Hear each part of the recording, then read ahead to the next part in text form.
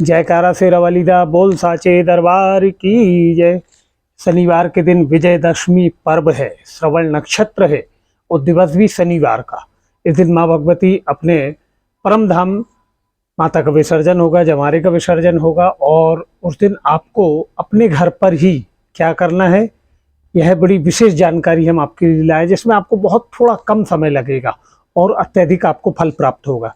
तो आपको आपके घर पर जो शमी वृक्ष है, आप अभी देख पा रहे हैं हमारे निवास स्थान पर जो यह शमी वृक्ष है, यहाँ पूजन की हमने आपके लिए यह तैयारी की है। तो आपको भी ठीक, अगर आपके यहाँ ज़मीन में लगा है तो वो उसके अगल बगल बढ़िया चौक बना लें, या फिर गमले को आप एक पटे पर रख लें और बढ़िया वस्त्र बिछाएं और उस गमले को रखकर चौक डालकर बड़े मनभाव से आपको शमी वृक्ष का उस दिन विजयदशमी के दिन उस वृक्ष का पूजन करना है।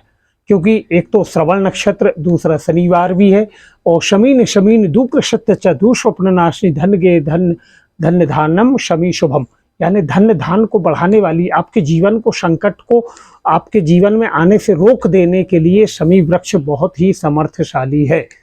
शिव जी को परम प्रिय शमी की पत्ती है। एक ही शमी पत्र 108 बेलपत्र के समतुल्य है। शमी वृक्ष को सोने चांदी का भी वृक्ष कहा जाता है। जिस आंगन में, जिस घर में यह शमी वृक्ष होता है और जैसे जैसे यह वृद्धि को प्राप्त होता है, जैसे जैसे यह बढ़ता है, उस घर में भी वृद्धि लगातार बनी रहती है। किसी कारणवश वह सूख जाए तो आप यह समझिएगा कि आपके जीवन पर कोई परेशानी आ रही थी, उस शमी वृक्ष ने अपने ऊपर लेकर आपको सेव कर लिया, आपको सुरक्षित कर लिया। तो यह शमी भगवान के पूजन में आपको क्या करना रहेगा, एक आप कलश रख लें जो पूरब मुखी रहेगा या उत्तर मुखी, आप देखेंगे।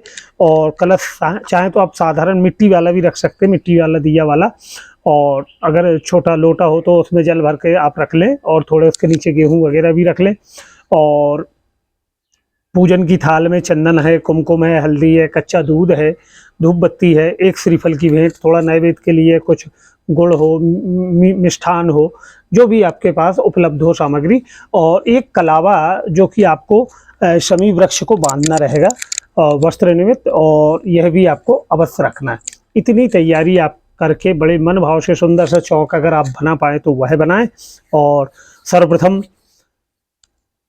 थोड़ा सा जल में गंगा जल मिला लें और सब स्थानों पर अगल बगल आप छिड़काव कर देंगे।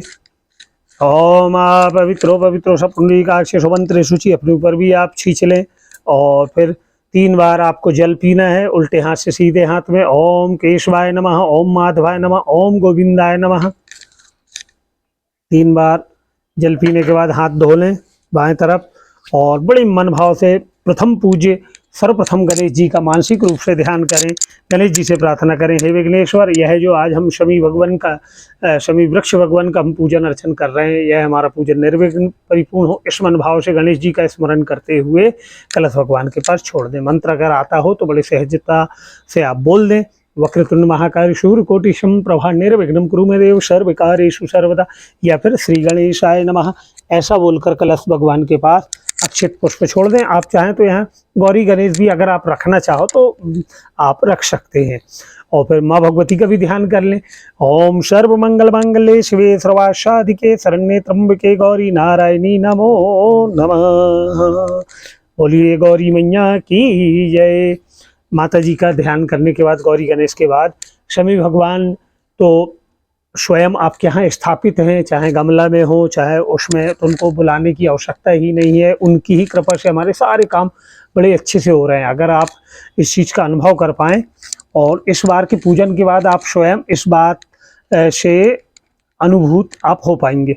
अच्छा, विशेष बात एक और कि आपको जो है, जो दीपक आपको जलाना है, यह सरसों तेल का दीपक जलाना है।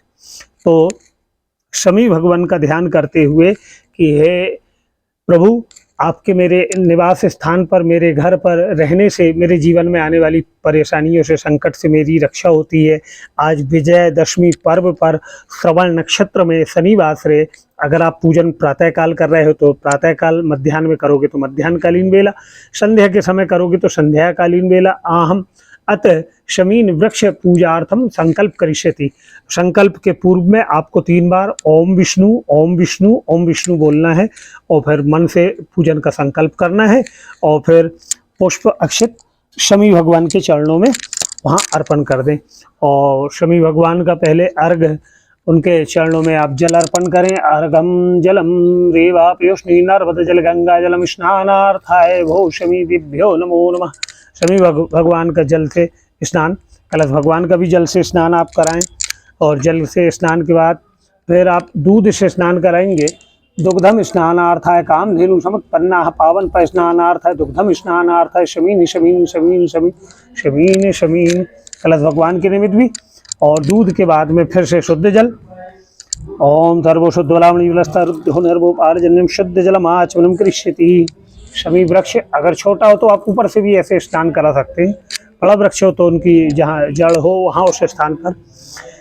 तत्पश्चात आप कलावा लें और कलावा लेकर वस्त्र उपवस्त्र निमित्त कलश भगवान के पास भी आपको अर्पण करना है। दीपम ज्योति परम ब्रह्मम, कलश भगवान के पास या गौरी गणेश आपने अगर स्थापित करे हो तो उनके पास भी वस्त्र उपवस्त्र, गणेश जी के पास, गौरी मैया के पास आप चंदन कुमकुम लगाकर अर्पण करेंगे। और वस्त्र उपवस्त्र चढ़ाने के बाद आचमन कर दें। और वस्त्र उपवस्त्र यज्ञोपवित्र, अभी इसमें यज्ञोपवित्र तो आप पहना नहीं सकते, तो यह कलावा आपको बड़े मन भाव से आपको ऐसे बांध देना है। या आप अगर छोटा वृक्ष हो तो ऐसे ऊपर की ओर डाल दें।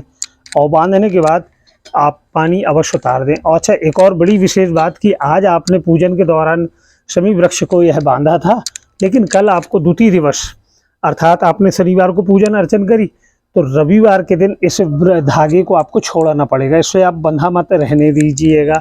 अक्सर हम वृक्षों को बांध कर भूल जाते हैं, तो आपको यह छोड़ना अनिवार्य है। तत्पश्चात चंदन ले लें, कुमकुम ले लें, बड़े मन भाव से अगर अर्पण कर पाएँ, आप ऐसे लगा पाएँ तो बहुत अपनी अनामिका उंगली से लगाएं। चंदनम त्रिखंड गंध सुमनोहरम कुमकुम कामना दिव्यम हरिदारम अबीर गुलालम नाना परिमल देवाय। ओम नमामि शमीन शमीन शमीन। ओम, हाँ, अबीर है, गुलाल है, जो जो जो आपके पास उपलब्ध हो, या अष्टगंध चंदन ही आप अर्पण कर सकते हैं। अक्षत हैं, पुष्प हैं, बड़े मन भाव से पुष्प आप अर्पण कर दें। पुष्प है, पुष्प के बाद में कलश भगवान के पास भी आप पुष्प अर्पण कर दें। फिर जो नैवेद्य भोग आपने रखा था, एक पात्र में ले लें या पान के पत्ते पे लेकर नैवेद्य भी रख देंगे। नैवेद्य रखने के बाद फिर शुद्ध जल आचमन घुमा दें। तत्पश्चात आपको धूप दिखाना है, उल्टे हाथ में आप धूप बत्ती पकड़ लें।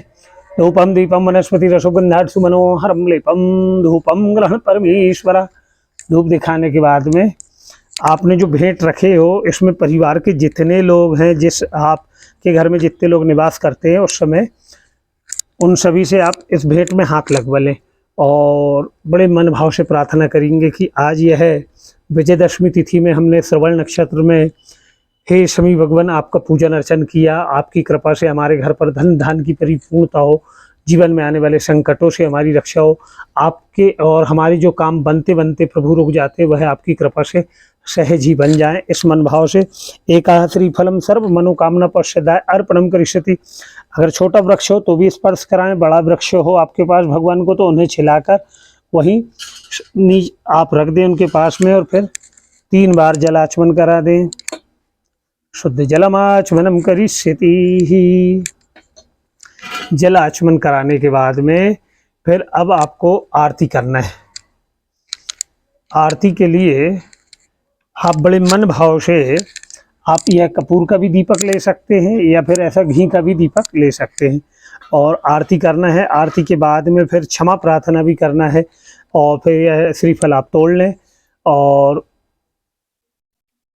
कृपा से ही जैसे हमें स्वप्न आते हैं, बुरे स्वप्न आते हैं, तो जैसा कि स्कंद पुराण में, शिव महापुराण में वर्णन आता है कि शमी की जो पत्तियां हैं, यह शमी पत्र जो है आप देख पा रहे हैं, इन्हें अगर आप शिव जी को अर्पण करते हैं सोमवार के दिन, तो आपको बुरे स्वप्न आना बंद हो जाते हैं। किसी भी प्रकार के आपके बुरे स्वप्न अगर आ रहे हो तो यह शमी पत्र आप शिव जी को अर्पण करेंगे तो वह आपको स्वप्न आना बंद हो जाएंगे। आपको यह पूजन विजयदशमी के दिन अवश्य करना है। और अगर साल भर में एक ही बार घर पर देखा जाए तो इस वृक्ष को लाने का विधान आता है। आप दीपावली के दिन भी पूजन कर सकते हैं, और जिसमें शनिदेव की कृपा भी शमी वृक्ष के कारण जो हम नवग्रह की आहुति अर्पण करते हैं उसमें नवग्रह भगवान की जो समिधा होती है वह शमी वृक्ष की ही होती है। तो देखा जाए शनि भगवान का भी निवास रहता है, तो शनि भगवान के लिए शनिवार का दिवस भी है, तो बड़ा ही उत्तम और श्रवण नक्षत्र है। और बड़े मन भाव से आप ऐसे 3 बार या 5 बार आरती करें, या कर्पूर गौरम करुणा अवतारम, या शिव जी की भी आप आरती कर सकते हैं, क्योंकि शमी की पत्र शिव जी को, गणेश जी को और भगवती को, तीनों को अर्पण होती। आरती करने के बाद जल आचमन करा दें, और जल आचमन भी 1 बार या 3 बार कराएं, और तत्पश्चात फिर बड़े मन भाव से आरती दिखाएं। फिर क्षमा प्रार्थना अवश्य कर लें। प्रत्येक पूजन का विधान आता है, हाथ में अक्षत पुष्प लेकर प्रार्थना करें कि जो हमसे मन से, वचन से, कर्म से हमने पूजन अर्चन करी, कोई भूल हो गई हो, प्रभु आप क्षमा करें। आपकी कृपा से हमारे घर पर धन धान्य की परिपूर्णता बनी रहे, आने वाले समस्त संकटों से हमारी रक्षा हो। और सर्वेषु रूपाय भो शमीन देवाय नमो नमस्ते। क्षमा प्रार्थना पूर्वकम अक्षतम पुष्पम अत पुष्पांजलि समर्पितम छोड़ के प्रणाम कर लें। जिस स्थान पर बैठे थे उस स्थान पर थोड़ा जल छोड़ के माथे पे लगा लें। अगर परिक्रमा करने की आपके यहाँ अगर ऐसी हो, अब यहाँ तो हमारे पास संभव नहीं है, तो 1 पुष्प ही लेकर हम ऐसे परिक्रमा निमित्त 3 या 5 बार ऐसा घुमाकर उनके पास प्रदक्षिणा निमित्त अर्पण कर देते हैं। अगर आप घूम पाओ गमले के अगल बगल में, आपके जैसे आपने आंगन में रखा हो गमला, तो बड़े मन भाव से आप परिक्रमा कर लें, और यह दिव्य जानकारी आप और लोगों तक भेजें। और संध्या के समय अगर प्रतिदिन आप शमी वृक्ष के पास एक सरसों के तेल का दीपक रखते हैं या धूप बत्ती रखते हैं, तो भी इस प्रभु की कृपा आप पर होती है। शनि की महादशा अगर आप पर चल रही तो वह भी शांत होती। आपके होते होते काम रुक जाते हैं, आपके सोचे हुए काम और बनते बनते वह बिगड़ जाते हैं, तो वह सब होना बंद हो जाएंगे। आपके जीवन की परेशानी, यह हमारा स्वयं का अनुभव रहा है, तो वही हम आपको जानकारी आप देख भी पा रहे हैं कि यहाँ छोटे छोटे उसके जो फल गिरे उसी के बहुत पौधे तैयार हो गए। तो आप भी अपने घर पे शमी वृक्ष लाएं और उनका पूजन अर्चन करें। हर हर महादेव शंभु।